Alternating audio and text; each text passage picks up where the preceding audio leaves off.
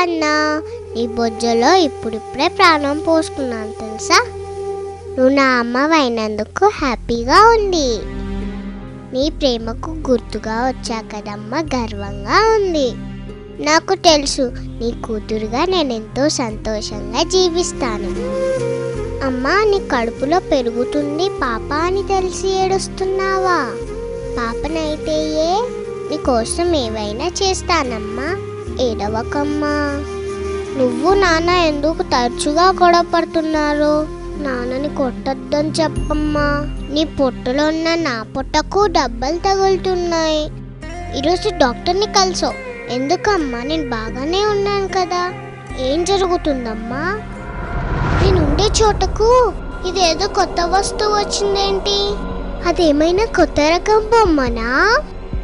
అమ్మా, ఆ బొమ్మ నా వైపు దూసుకొస్తుందమ్మా.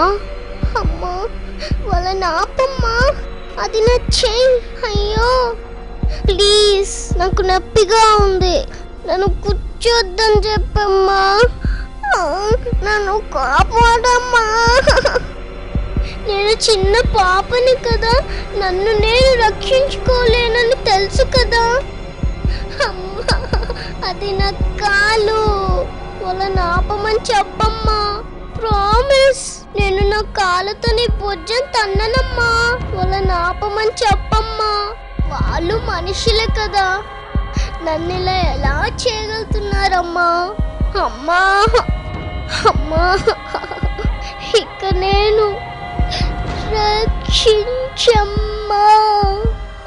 అమ్మా. భ్రూణ హత్యలు నేరం, పాపం. ఈ ప్రచారంలో మీరు భాగస్వాములు కండి. రండి, కలసికట్టుగా భ్రూణ హత్యలు ఆపుదాం.